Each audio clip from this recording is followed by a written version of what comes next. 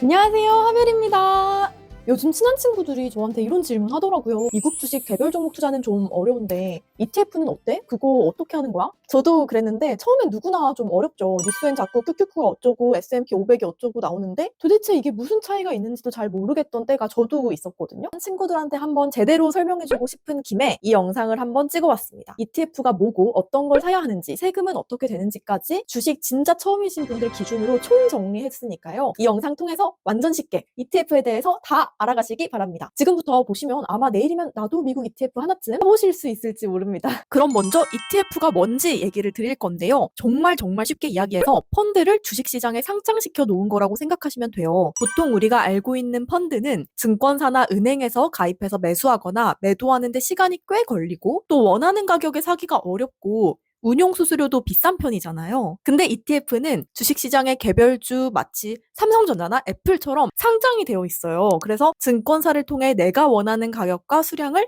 원하는 시간에 직접 바로 거래할 수 있습니다. ETF의 정확한 정의를 한번 보시면요. Exchange Traded Fund의 약자인데요. 거래소에 상장된 펀드의 줄임말입니다. 특정 지수, 예를 들어 S&P 500, 나스닥 100 같은 걸 따라가도록 설계가 되어 있고요. 펀드처럼 분산 투자 효과는 누리면서 주식처럼 편하게 사고 팔 수 있는 게 바로 ETF예요. 그래서 어떤 사람들은 이렇게도 말하거든요. ETF는 펀드의 장점과 주식의 자유로움을 합쳐놓은 똑똑한 상품이다.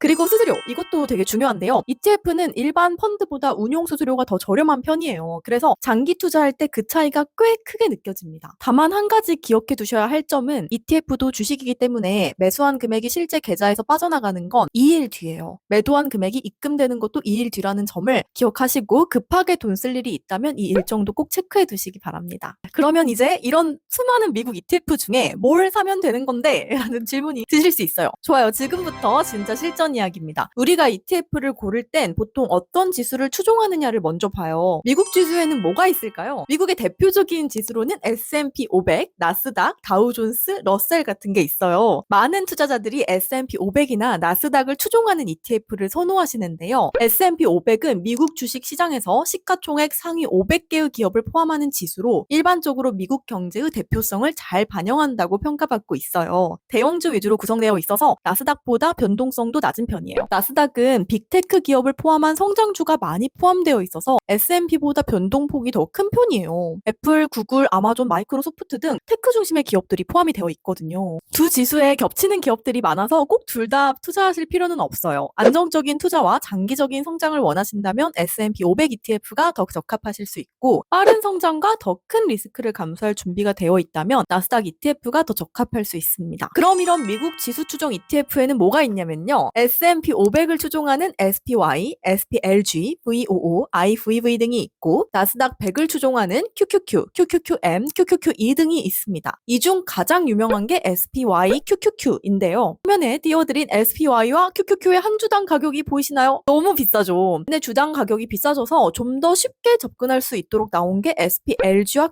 QQQM이거든요. 같은 운용사에서 만든 거고 똑같은 지수를 따라가는데 가격은 훨씬 저렴하고 운용 수수료도 낮아요. 요즘에는 많은 분들이 이걸로도 조금씩 모으시더라고요. 참고로 SPY, QQQ가 ETF 이름인가 궁금하실 텐데 이걸 티커라고 부릅니다. 주식 종목을 줄여서 부르는 약자 같은 거예요. 영문 이름을 다 말하면 너무 기니까 그냥 다들 줄여서 티커로 이야기합니다. 우리나라에서는 티커 대신 종목 코드를 사용하고 있어요. 경제뉴스 보다 보면 삼성전자 005930 이런 식으로 나오잖아요. 요 숫자 6자리, 그게 바로 종목 코드입니다. 화면에 예시 하나 띄워드릴게요. 삼성전자, 카카오 이런 거 보셨죠? 그게 바로 한국식 티커라고 생각하시면 편합니다. 그럼 이런 미국 지수초용 ETF는 어떻게 사냐? 네, 증권사에 해외 주식 거래가 가능한 증권 계좌를 만드시면 됩니다. 해외 주식 거래 수수료는 증권사마다 다르니까 비교해보고 마음에 드는 데서 시작하시면 되는데요. 초보자는 토스가 직관적이고 편하다고 하더라고요. 다만 수수료가 0.1%로 적은 편은 아니고 환전 후대 95%예요. 단타를 많이 치거나 시드가 크다면 수수료 무료 이벤트 하는 다른 증권사를 찾아보는 게 나을 수도 있다는 생각이 듭니다. 금융투자협회에서 주요 증권사 외화 증권 위탁 수수료 수입 순위를 나타낸 표인데요. 여기에 따르면 작년 3분기 누적으로 미래에셋증권이 가장 많이 외화 증권 위탁 수수료를 벌었네요. 사실 저는 해외 직접 투자는 토스랑 미래에셋 둘 다 쓰고 있지 않기는 합니다. 그치만 통계적으로 많이들 쓰는 증권사니까 증권사를 새로 찾으시는 분들은 참고하시면 좋겠습니다. 증권사에서 계좌를 만든 다음에 주식 사듯이 원하는 ETF를 원하시는 만큼만 사시면 됩니다.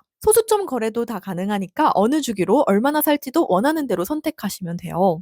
양도세는 뭐야? 네, 세금 얘기가 빠질 수 없겠죠. 해외 주식으로 연 250만 원을 넘는 수익이 발생했다면 초과하는 금액의 22%를 세금으로 내야 하거든요. 예를 들어 올해 제 수익이 260만 원이라면 250만 원까지는 비과세고 그걸 초과하는 10만 원의 22%를 세금으로 내는 거예요. 올해 내가 수익 실현을 많이 했다면 현재 손실을 보고 있는 주식을 일부 팔거나 커버드콜 ETF를 샀다가 배당 라길에 팔아서 양도세를 줄이거나 없애는 방법을 쓰기도 합니다. 해외 주식의 배당금이나 ETF 분배금으로 발생한 수익은 여기에 포함되지 않아요. 250만 원 비과세 한도를 딱 맞춰놨더라도 환율 변동으로 인해 초과되는 경우가 있으니까 양도세를 내기 싫다면 한도보다 여유를 두고 수익 실현하는 게 좋습니다. 내가 양도세를 얼마나 내야 하는지는 거래하는 증권사에서 조회해 볼 수 있고 대행 신청도 할 수 있습니다. 여러 증권사를 사용하면 양도세 대행 신청이 번거로워지니까 가급적 한 곳에서 거래하는 걸 추천드립니다. 양도세 계산 방식에는 선입선출법과 이동평균법 두 가지가 있는데요. 증권사별로 적용하는 방식이 다릅니다. 먼저 선입선출법에 대해서 알려드릴게요. 이건 말 그대로 먼저 산 주식을 먼저 판다는 가정이거든요. 예를 들어서 10달러에 먼저 사고 나중에 5달러에 한 번 더 샀는데 그걸 15달러에 팔았다. 그럼 10달러의 사내를 먼저 판 걸로 보고 양도 차익을 5달러로 계산해서 세금을 매기는 거예요. 그런데 이게 좀 억울할 수도 있어요. 처음 산 가격이 너무 싸면 세금이 그만큼 많이 나올 수 있거든요.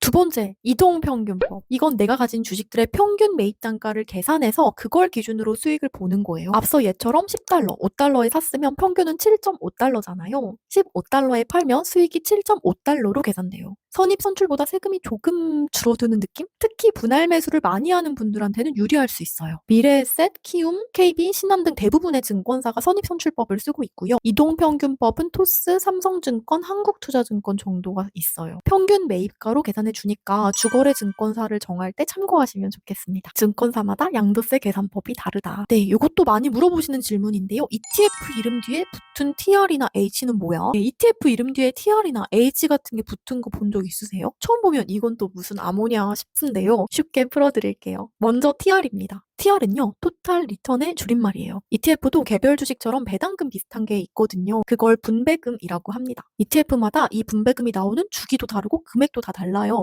이 분배금을 받으면 오예 치킨 사 먹자 해도 되고 그걸 다시 ETF를 사서 복리 효과를 노릴 수도 있어요. 저는 개인적으로 복리 효과를 위해 재투자를 추천한다고 영상마다 말씀드리고 있습니다. 근데 말이죠. 이런 TR이 붙은 ETF는 아예 분배금을 투자자한테 주지를 않고 운용사가 알아서 자동으로 재투자를 해버려요. 그러니까 내가 따로 뭘 안 해도 복리 효과가 굴러가게 해주는 거거든요. 예를 들어서 나 진짜 귀찮은 거 싫고 그냥 묻어두고 있고 싶다. 그러면 TR 붙은 ETF를 사면 딱이에요. 운용사가 알아서 챙겨주니까 진짜 편한 거죠. 그 다음은 H인데요. 이거는 환율 이야기예요. 미국 ETF는 달러로 투자하는 거니까 환율이 수익률에 영향을 많이 미치거든요. 예를 들면 미국 주가가 오르긴 했는데 환율이 많이 내렸어. 그러면 내 계좌에 찍히는 금액은 마이너스일 수도 있어요. 진짜 이런 거 겪어보면 마음 찍힙니다. 그래서 나온 게 ETF 이름 뒤에 붙은 H가 붙은 버전이거든요. 이건 환해치 한다는 뜻이에요. 쉽게 말하면 환율이 오르든 내리든 내 수익에는 영향이 없게 막아주는 장치거든요. 약간 환율 보호막 느낌? 반대로 H가 없는 ETF는 환노출형이라고 해요. 환율이 오르면 수익이 더 나고 환율이 내리면 손해도 그만큼 큽니다. 리스크도 있고 기회도 있는 구조죠. 저 같은 경우에 미국 지수에 투자한다는 건 결국 달러에도 베팅한다는 거다라는 마인드라서 웬만하면 한해치가 안 된 ETF를 선택하고 있습니다. 근데 이건 제 스타일일 뿐이고요. 여러분은 여러분 스타일에 맞게 투자를 하시면 되고요. 투자는 내 기준에 맞춰서 내 마음 편한 대로 하시면 됩니다. 의외로 많이 물어보는 질문. ETF는 원금 보장이 되는 건가요? 진짜 생각보다 많이들 물어보시거든요. ETF 원금 보장 되지? 안 돼요. 진짜 안 됩니다. 혹시 지금 안전한 투자니까 그냥 넣어두면 되겠지 하고 계셨다면 정말 죄송하지만 그런 생각은 지금 버리셔야 됩니다. ETF는요, 투자 상품이에요. 주가가 오르면 수익이고 주가가 떨어지면 손실입니다. 예금이나 적금 같은 금융상품이랑은 완전히 달라요. 가끔 막 몇 달 뒤에 쓸 돈인데 ETF에 넣어놔도 될까요? 내년에 결혼 자금에 보태야 되는데 그 전까지 좀 목돈을 굴려볼까요? 이렇게 하시는 분들은 비추입니다. 진짜 절대 하지 마세요. ETF는 짧은 기간 안에 확실한 수익을 보장해주는 상품이 아니에요. 하락장이 언제 올지는 아무도 모르는 거고 우리가 생각하는 우상향 그래프랑 실제 우상향은 좀 다릅니다. 화면에 한번 띄워드릴게요. 지수 투자의 우상향은 이렇게 직진으로 슉 올라가는 게 아니라 엄청난 계곡을 지나갔다가 휙 올라갔다가 떨어져도 보는 그런 등반의 우상향이거든요. 그래서요. 몇 달 안에 써야 할 돈, 생활비, 급하게 필요할 수 있는 돈은 파킹 통장이나 단기 예금 같은 원금이 보장되는 안전한 곳에 두는 게 맞다고 생각합니다. ETF는 그렇지 않아요. 지금 당장은 좀 출렁여도 장기적으로 우상향을 믿고 묻어둔다라는 마음으로 그런 자금으로 해야 진짜 효율이 나옵니다. 그리고 미국에 꼭 직접 투자해야 되냐? 이 질문도 있어요. 요즘은요, 미국 ETF 투자 열풍 덕분에 우리나라 운용사들도 미국 스타일을 따라 만든 한국 버전 ETF를 진짜 다양하게 출시하고 있어요. 예를 들어서 미국 월배당 ETF로 유명한 슈드 아시죠? 슈드 관련한 영상도 이쪽에 띄워드릴게요. 이거를 모티브로 만든 한국 ETF들이 바로 스타미당, 솔미당, 코미당 같은 게 있거든요. 이름 너무 귀엽지 않아요? 코덱스 미국 배당 다우존스, 솔 미국 배당 다우존스 이런 이름들인데 이름에 다 미국이 들어가 있지만 한국 거래소에서 살 수 있는 ETF입니다. 그리고 얼마 전에 참 핫했던 거 있잖아요. 매그니피센트 7, 맥스, 엔비디아, 애플, 마소 이런 것들을 따라 만든 ETF도 있어요. 타이거 미국 테크 탑 10 인덱스, 솔 미국 테크 탑 10 이런 ETF들도 있는데 얘네들도 이름만 보면 완전 미국 본토 느낌이 나지만 우리가 한국 원화로 사고 팔 수 있는 ETF예요. 이외에도 반도체, 바이오, 클라우드, AI 이런 섹터별 ETF도 많고요. 정말 분야별로 다양하게 나와 있어서 나는 기술주가 좋아, 나는 배당이 좋아 이런 식으로 자신의 성향에 맞게 선택할 수 있습니다.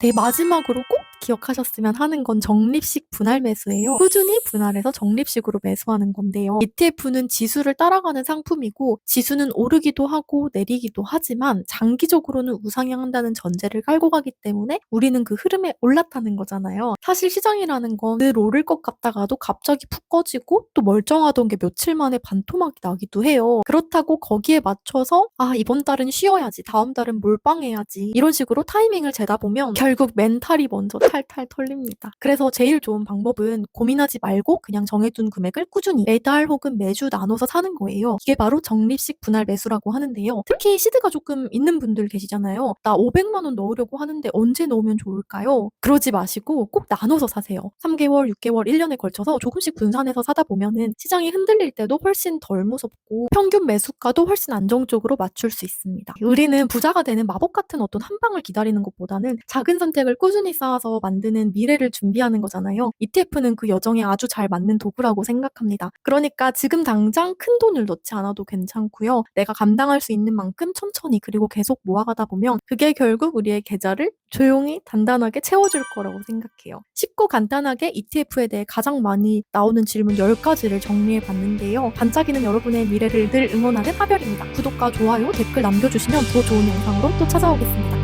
오늘도 봐주셔서 감사합니다.